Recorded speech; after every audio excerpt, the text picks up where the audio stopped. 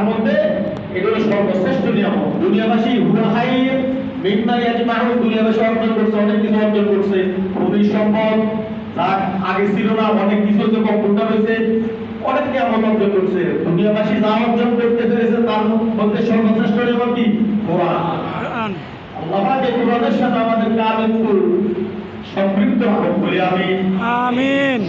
এই শুকরিয়া যে আয়াত সূরা রাত, এই কথাটা যেটা আমরা বলি প্রায় সময় বলি না, ইচ্ছাকার শুকরিয়া আদায় করো, ওয়ালা লাযিদান্নাকুম, অবশ্যই অবশ্যই আল্লাহ পাক নিয়ামত বাড়াই দিবেন।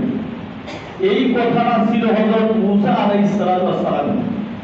আল্লাহ পাকের কাছে কথাটা পছন্দ হয়েছে, ভালো লাগছে, কোরআন উঠে দিয়েছে। এটা মূসা আলাইহিস সালামের কাহিনীর মধ্যে ঘটনাটা, এই আয়াতটা। মূসা আলাইহিস সালাম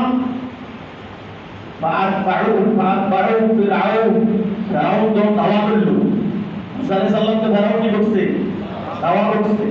মূসা আলাইহিস সালামের দাওয়াতকে ফিরআউন সহ্য করতে না পেরে অনেক জুলুম অত্যাচার করে লাস্ট সিদ্ধান্ত নিয়েছে মূসা এবং তার উপর যারা ঈমান আনছে সকলকে এক রাতে হয় অ্যারেস্ট করো, নয় খুন করো, নয় খুন করো, যাই করো আজকে রাতের মধ্যে। রাতে সিদ্ধান্ত নিয়েছে, রাতে অভিযান শুরু হয়েছে।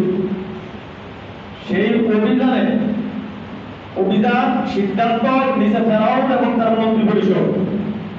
আজকে রাত্রে তিন বাহিনী লোক বইছে, মূসা এবং তার অনুসারীরা যে যেখানে আছে ওই জায়গাটা তাকে অ্যারেস্ট করা হোক অথবা খুন করা হোক, সিদ্ধান্ত নিছে। কিন্তু এই সিদ্ধান্ত মূসা তো অন্য কোনো এক শক্তির কাজ করে, ঠিক না? ফেরাউন সিদ্ধান্ত নিছে, কিন্তু মূসা তার কাজ করে সেই জানে মূসা না জানলো। ফেরাউন সিদ্ধান্ত নিছে আজকে রাত্রের মধ্যে মূসা এবং তার অনুসারীদেরকে অ্যারেস্ট করো অথবা যাকে যেই ভাবে পারো হত্যা করো, খুন করো, খুন করো। এই সিদ্ধান্ত ফেরাউনের, সিদ্ধান্তটা ফেরাউনের।